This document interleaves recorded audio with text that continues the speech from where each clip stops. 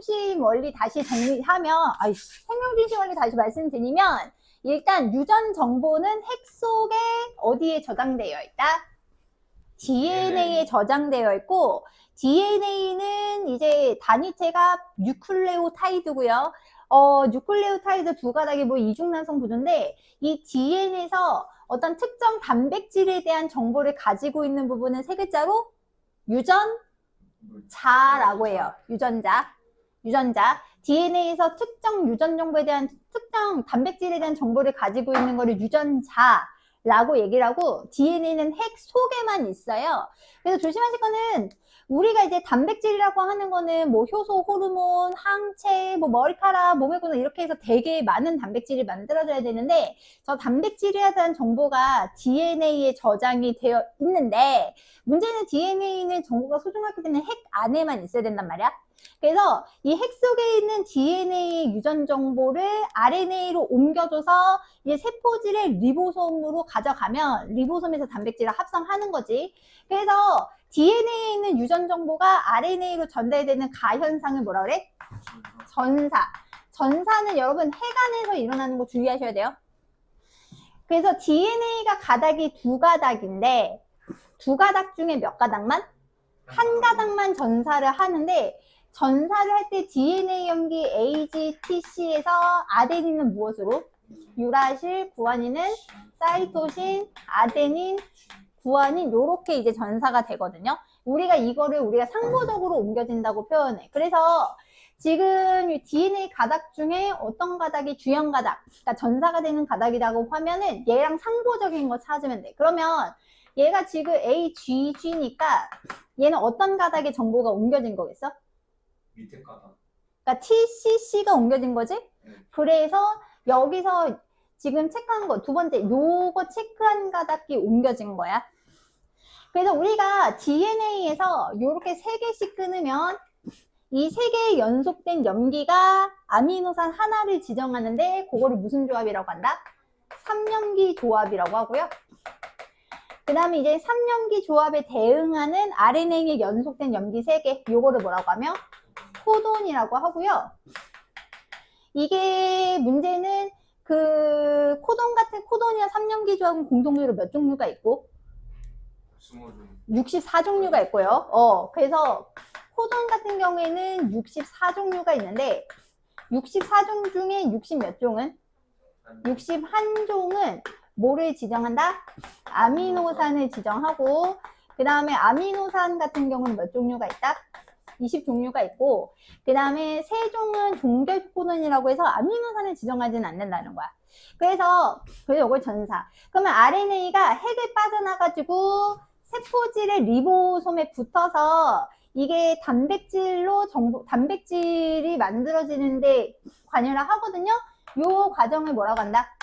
번역이라고 하고, 번역이 일어나는 장소는 세포질 혹은 세포질의 리보솜이라고 해줘야 돼. 그래서 번역. 그래서 이 코돈에 있는 정보에 따라서 아미노산이 하나하나 운반이 되면 이 아미노산이 펩타이드 결합을 해서 이렇게 길게 사슬이 되면 무슨 펩타이드? 폴리펩타이드. 그래서 폴리펩타이드. 그래서 폴리펩타이드가 기능을 수행하면 뭐라고 한다? 단백질. 이렇게 되는 거지. 그래서 여기서 CGA이기 때문에 상호적으로 옮기면 어떻게 돼야 돼? GCU가 돼야 돼요. 코돈. 여기까지 됐어? 그래서 요 코돈은 아미노산 A를 지정하는 거고, 그래서 얘는 아미노산 되는 거고, 아미노산이랑 아미노산 사이 요 결합이 무슨 결합? 요게 펩타이드 결합. 됐어. 그렇게 된다. 자, 그래서 기억에 가는 번역이고요. 기억은 코돈 맞고, 아미노산 A를 지정하는 RNA의 염기 서열은 GCU가 맞지? 답은 몇 번? 답은 4번. 됐어? 그래서 이제 본격적으로 연습을 이제 해봐야겠지요. 좋아. 자, 그래서 200. 자, 그래서 207쪽. 자, 그래서 이제 206쪽. 그래서 207쪽. 자, 그래서 이제 유전 부호 체계 공통성 들어가는데, 이 유전 부호 체계는 지구에 사는 모든 생물들의 유전 정보는 다르지만 이 녀석들의 유전 정보를 표현하는 유전 체계가 어떻다? 다 똑같습니다.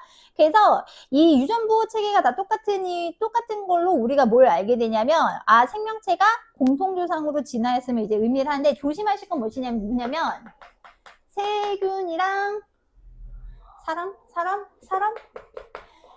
같은 경우에는 조심할 거는, 우리가 이 사람 같은 경우에는, 우리가 세균 같은 경우는 원핵생물이래요. 사람 같은 경우에는 진핵생물이라고 하는데, 이게 혹시라도 나올까봐. 이게 세균과 사람 같은 경우 둘 다 세포로 구성되어 있는 거 맞는데, 조심할 거는 세균은 핵이 없어요. 사람은 뭐가 있게? 핵이 있거든요. 그래서 문제는 세균 같은 경우에도 전사를 하고 번역을 하는데, 세균은 핵이 없어서 전사가 세포질에서 일어나요. 전사가 세포질에서 나고 번역도 어디서 일어나냐면 세포질에서 일어나지만, 사람 같은 보통 진핵생물로 구성된 생물체들 같은 경우는 전사는 어디에서? 핵에서 일어나고 번역은 어디서 일어나냐면 세포질에서 일어나는 게 조금 차이는 있습니다. 그래서 혹시 세균 나오면 조금 조심하셔야 돼요. 근데 그래도 세균이랑 사람은 공통조상에서 유래되어 있기 때문에 얘네들의 유전보호 체계는 똑같다. 그러니까 문자 체계가 똑같다고 보시면 돼요. 그래서 그 문자 체계를 이용해서 이제 하는 게 이 유전자 재조합이라고 하는 기술이 있는데, 자, 요거 이제 유전자 재조합이라는 기술이 있는데, 예를 들면 여기서 인슐린 생산이 나는데, 인슐린이 혹시 무슨 치료제인지 아니? 이게 당뇨 여러분 몸에서도 나와야 돼. 근데 이제 인슐린을 생산을 못하는 사람이 있을 수 있잖아요. 그래서 사람의 체세포에서 DNA를 빼내서 효소로 인슐린 유전자를 잘라요. 그 다음에 이제 대장균에서 지금 여러분 책이 더 설명할 거야.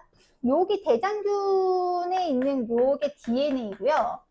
저게 주 DNA고, 그 다음에 여기 지금 요렇게 고리처럼 생긴 게 보이실 거예요. 요거를 뭐라고 하냐면 플라스미드라고 하는데, 여기에도 이제 DNA가 있어요. 그래서 이제 플라스미드도 DNA. 그러니까 세균의 유전 정보를 주로 가지고 있는 건 요 주 DNA고, 이제 고리 모양의 DNA가 있어요. 이렇게 링 모양의 DNA가 있는데, 이거를 효소로 잘라요. 플라스미드 잘라가지고 요 사람의 유전자를 여기다가 끼워 넣는 거예요. 요게 그래서 누꺼. 요렇게 사람 거 끼워 넣는 거거든. 사람을 끼워 넣는 다음에 대장균에 집어넣어. 그러면 대장균이 저 사람의 DNA에 따른 정보에 따라서 뭐를 추출한다? 인슐린을 만들어내면 우리가 이거를 먹을 수 있거든. 그러니까 결국은 이렇게 쓸 수 있는 게, 그러니까 세균 자체는 인슐린 DNA는 없어요. 인슐린 DNA는 없지만 얘네들이 이제 유전 부호가 같기 때문에 결국은 똑같이 번역이 될 수 있어서, 결국 유전자만 있으면 이제 사람이 만드는 인슐린 그대로 뭐 할 수 있다? 만들어낼 수 있다. 이게 유전부의 공통성을 말하는 거야. 거기까지 됐니? 자, 그래서 마지막은 이제 유전자 이상과 유전병인데, 유전자 이상 이제 유전병인데, 어디 보자. 그러니까 지금까지 한 거를 그래도 복습 삼아 하면 결국은 핵심은 이거야. 이제 유전자, 그래서 DNA에 무슨 서열에? 염기 서열에 이제 무슨 정보가 저장이 되면? 유전 정보가 저장이 되어 있어. 근데 아까도 말씀드렸지만 요 유전 정보는 뭐에 대한 정보? 단백질에 대한 정보가 저장이 되어 있어요. 그러면 이 유전자에 있는 유전 정보에 따라 라이보솜에서 뭐를 형성해서? 단백질을 만들어요. 그래서 이 친구가 입체 구조를 가져서 지금 얘가 기능을 수행을 하면 뭐가 발현이 되는 거냐면 형질이 발현되는 거거든. 그럼 만약에 유전자의 염기서열이 이상이 생기면 어떻게 될까? 그러니까 예를 들면 염기서열의 배열이 다르거나 아니면 염기가 추가되거나 염기가 빠지면 어떻게 될까?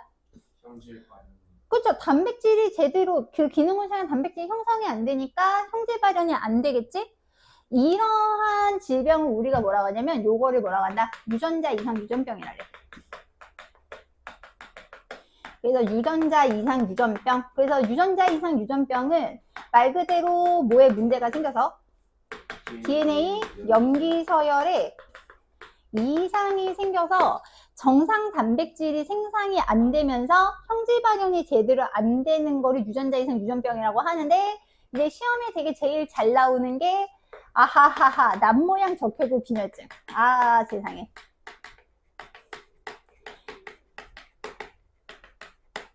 그 다음에 뭐 알비노는 지난 시간에 얘기했던 게 기억나니? 알비노. 맞아. 알비노는 백색증이라고 해가지고 알비노는 멜라닌 색소, 멜라닌 합성요소 유전자 이상이야.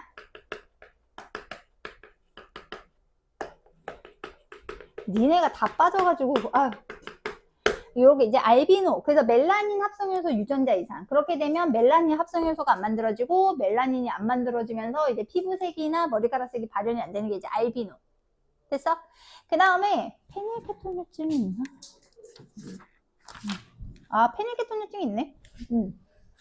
알비노. 그래서 알비노가 있고 얘 여기다 쓸 거야. 으아. 그래서 남모양 적혈구 빈혈증.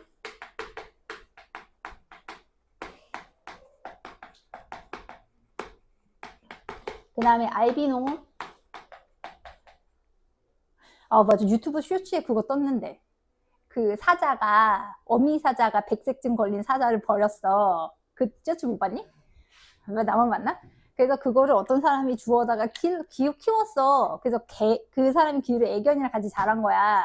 그래서 그 친구가 이제 자연으로 돌아갔어. 사자를 키울 수 없잖아. 그래서 그 사자를 나중에 걔랑 다시 커서 만났거든?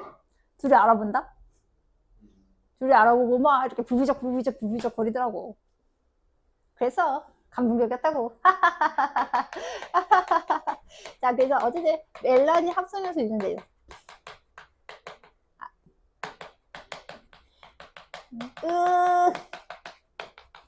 자, 그 다음에 이제 페닐케톤유증 해가지고 나왔는데, 자, 페닐케톤이고요. 뇨는 뭐겠요? 오줌을 말하는 거예요. 페닐케톤유증은 페닐케톤이라는 물질이 오줌에 섞여서 나오는 게 페닐케톤유증인데, 이 페닐케톤유증을 가진 환자는요, 오줌에 싸면 오줌의 공기 중에서 검은색으로 바뀐대요. 진짜예요. 그래서 이거는 이제 무슨 녀석이냐면 얘는 페닐알라닌 분해요소 유전자 이상이거든.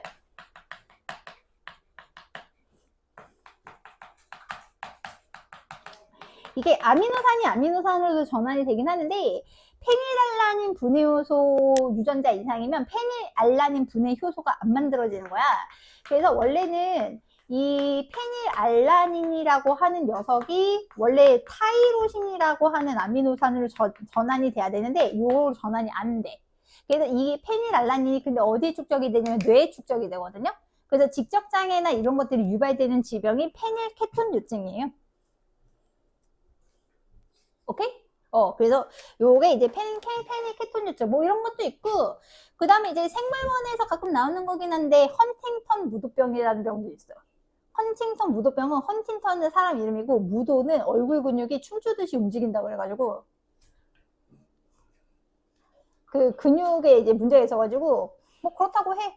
그래서 그런 식의 이제 유전자가 있고, 그 다음에 이제 남모양 적혈구 빈혈증. 얘는 여러분 그거에도 되게 잘 나와. 2학기 거에도 되게 잘 나오는데, 자, 남모양 적혈구 빈혈증은 체크 헤모글로빈 유전자 이상이에요. 자, 헤모글로빈 유전자가 있어야 돼요. 헤모글로빈 유전자 이상이에요. 그래서 헤모글로빈은 적혈구를 구성하고 있는 단백질. 그래서 원래 정상 헤모글로빈 유전자는 CTT야. 이게 전사가 되면 GAA가 되는데 이 GAA 코돈은 글루탄산을 지정하는 코돈이거든. 근데 여기서 체크할게요. 저기서 지금 보시면 타이민이 아데닌으로 바뀌어요. 그러니까 지금 여기서 타이민인데 여러분 책 보시면 아시겠지만 얘가 뭐로 바뀌었다? 아데닌으로 바뀌어요. 딱 하나 바뀐 거거든요. 그러면 얘는 코돈이 GAA가 아니라 GUA인데 이 GUA 코돈은 발린이라고 하는 아미노산을 지정해요. 근데 이제 아미노산 같은 경우에는 실은 간단하게 아미노산을 했지만 얘네들 구조랑 그런 크기나 형태가 다 달라. 그러면 단백질 입체 구조가 달라지거든.